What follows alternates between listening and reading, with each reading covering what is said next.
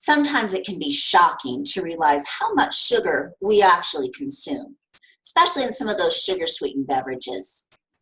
I'm Leslee Blanch, Family Consumer Science Associate Extension Educator with the University of Idaho.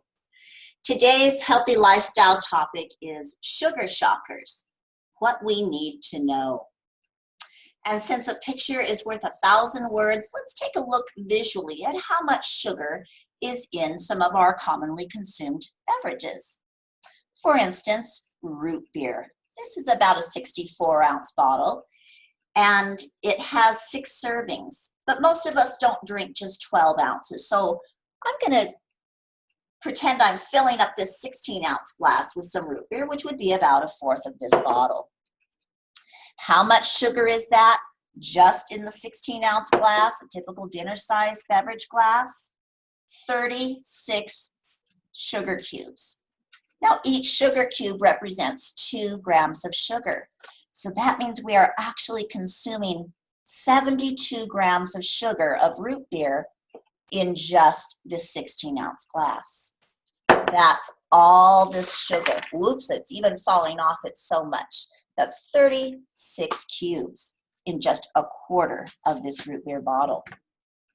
What about something like Sprite?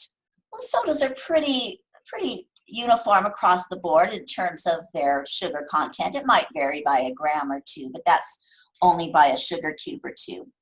So let's look at this smaller bottle. This happens to be Sprite. It could be any soda. And this has, for the whole bottle, 64 grams of sugar. So how many sugar cubes? You got it, 32 in this one little bottle. I think to some folks you know, or especially teenagers and children, they tend to really guzzle these things. So we may have one of these once a week, whereas there are some children or teens who may have one of these bottles 2 or 3 or more times a day. How many teenagers can you envision chugging this whole bottle? Some do. May not be all in one sitting, but say they consume this in a day. They would have 4 times 36 cubes of sugar coming into their system, rushing in and causing that spike in blood sugar.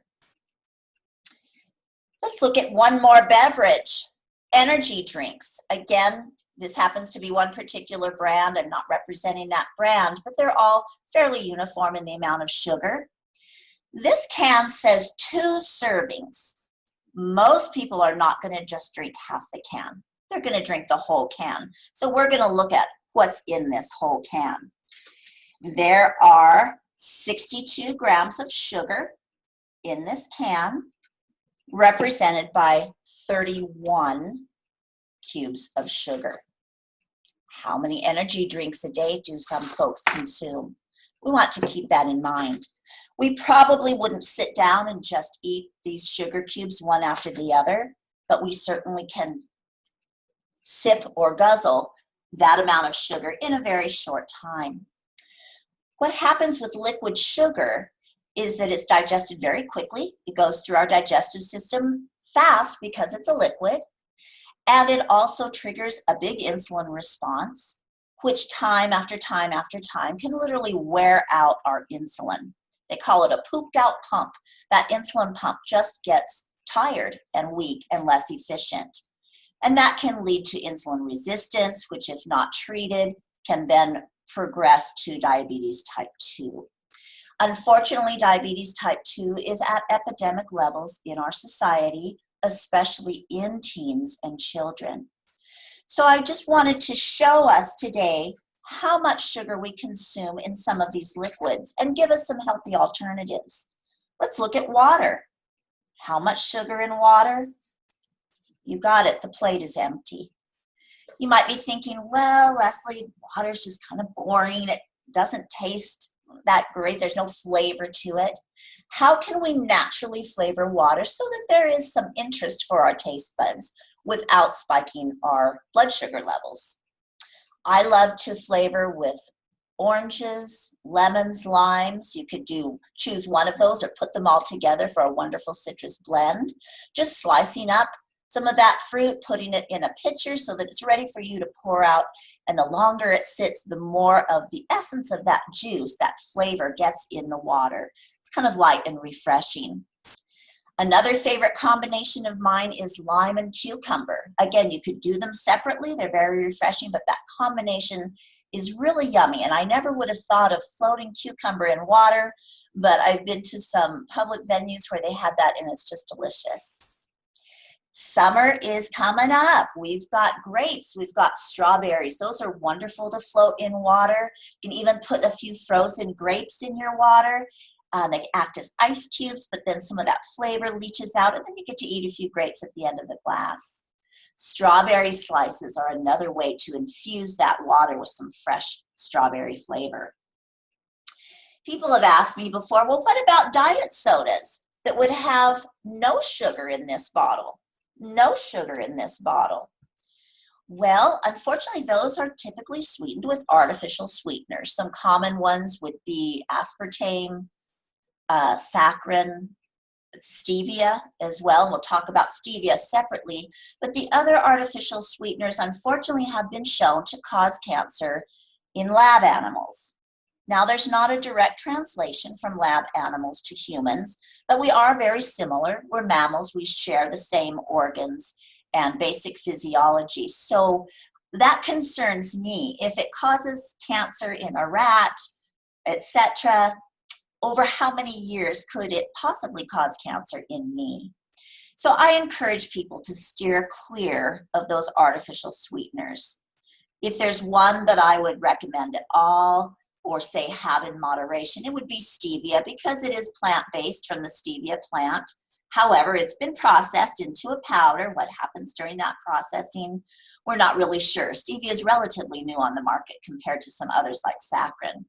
So if you choose an artificially sweetened beverage, you might want to choose one sweetened with stevia, but again, not make it a habit, maybe not daily. If you are a sugar or a soda drinker, whether it's diet or regular or energy drinker, consumer, try to wean yourself off. Some people can go cold turkey and just say, that's it, I'm not having any more, and they're good to go. Others of us need more of a gentle process. So be patient with yourself. Small steps go a long way. Maybe you're used to drinking 3 energy drinks a day. Cut it down to 2. After a week, maybe you can get away with 1 a day. And then gradually start replacing that energy drink with flavored water, teas. You can make iced tea, of course, out of any hot tea. Some of my favorites are chai vanilla. It almost tastes sweet because of the vanilla and the chai combination, but there is no added sugar or artificial sweetener. Anything with cinnamon or orange flavored, fruit flavored teas, and again, they could be hot or iced, can give you a flavorful beverage as well. So reconsider what we're putting in that glass or putting in our system from a bottle. What benefit or harm may it have to our bodies? So I do want to encourage you definitely to drink more water. Most of us don't drink enough a day. Guidelines are kind of hazy out there.